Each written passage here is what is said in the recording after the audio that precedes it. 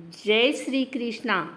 आइए जानते हैं भाद्रपद मास अमावस्या कब है, शुभ मुहूर्त, पूजन विधि, महत्व एवं इस दिन क्या करें क्या ना करें।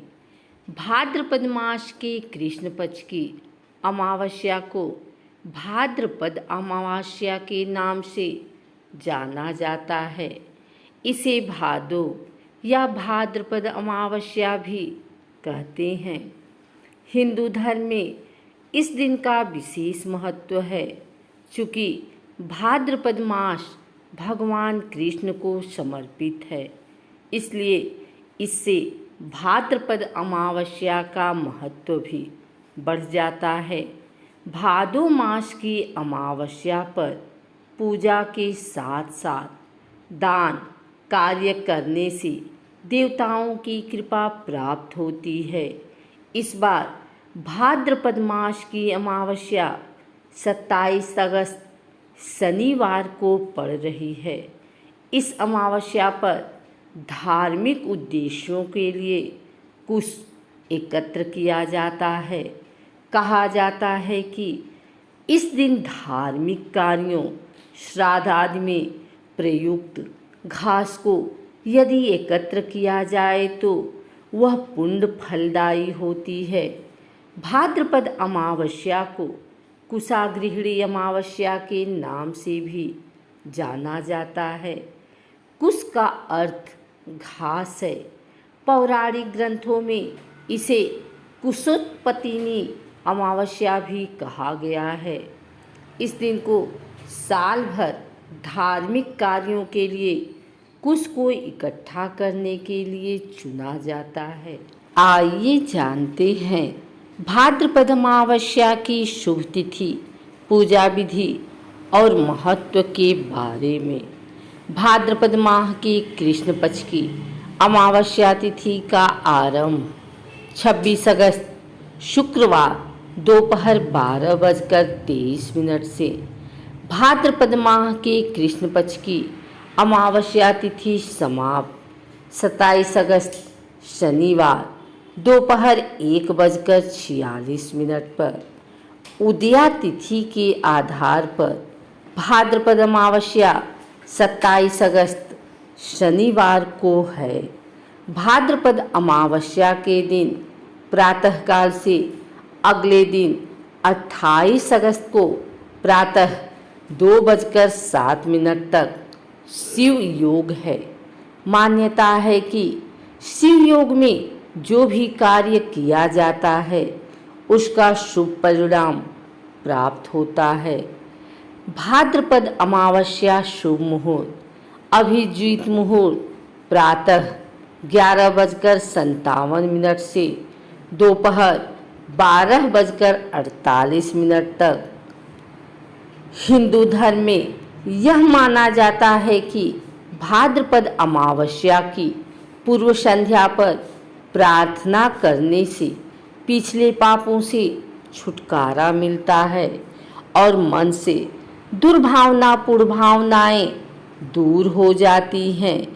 भाद्रपद अमावस्या पर पितरों की पूजा करने से पितृ प्रसन्न होते हैं। भाद्रपद अमावस्या को पिठोरी अमावस्या भी कहते हैं। भाद्रपद अमावस्या के दिन धार्मिक कार्यों के लिए कुशा एकत्रित की जाती है, इसलिए इसे कुशग्रहणी अमावस्या कहा जाता है। मान्यताओं के अनुसार इस दिन नदी स्नान के पश्चात तर्पण करने और पितरों के लिए दान करने का विशेष महत्व है। ऐसा माना जाता है कि इस अमावस्या के दिन तर्पण करने और पिंड दान करने से पितृदोष से मुक्ति मिलती है और पितृ प्रसन्न होकर आशीर्वाद देते हैं। जब पितृ यानी पूर्वज खुश होते हैं तो उनका आशीर्वाद पूरे परिवार पर बरसता है और घर में खुशहाली आती है। आइए सुनते हैं भाद्रपद अमावस्या की पूजन विधि। भाद्रपद अमावस्या के दिन प्रातःकाल स्नान करने के बाद सूर्यदेव को अर्घ्य दें। अर्घ्य देने के उपरांत बहते हुए जल में तिल प्रवाहित करें। पितरों को शांति के लिए गंगा तट पर पिंडदान करें। पिंडदान के बाद किसी गरीब या जरूरतमंद को दान दक्षिणा दें। यदि काल सर्प दोष से पीड़ित हैं तो भाद्रपद अमावस्या के दिन इसका छुटकारा पाने के लिए पूजा अर्चना करें। अमावस्या के दिन शाम को पीपल के पेड़ के नीचे सरसों के तेल का दीपक लगाएं और अपने पितरों को स्मरण करें। भाद्रपद अमावस्या पर इस बार खास संयोग बन रहा है। इस दिन शनिवार और शिव योग होने से पितृ के साथ महादेव और शनिदेव की विशेष कृपा प्राप्त हो सकती है। अमावस्या पर शिव योग में किसी शिव मंदिर में भोलेनाथ का जलाभिषेक करने और ज़रूरतमंदों को धन और अनाज का दान करने से कष्टों का नाश होता है। भादों की अमावस्या शनिवार के दिन पड़ रही है।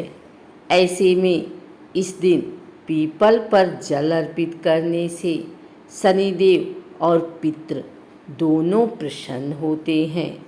भाद्रपद अमावस्या को पिठोरी अमावस्या के नाम से भी जाना जाता है। इस दिन धार्मिक कार्यों के लिए कुशा इकट्ठा करने की परंपरा है, इसीलिए इसे कुशग्रहणी अमावस्या भी कहा जाता है। भादो अमावस्या के दिन गौशाला में हरी घास का दान करने से पूर्वजों को शांति मिलती है। इससे पितृदोष समाप्त होता है। अगर आपको हमारी वीडियो अच्छी लगी हो तो इसे लाइक करें, कमेंट करें, शेयर करें। हमारे चैनल भक्ति गाथा को सब्सक्राइब करके बेल नोटिफिकेशन ऑल पर सेट कर लें ताकि आगे आने वाली वीडियो सबसे पहले आप तक पहुंच सके। धन्यवाद।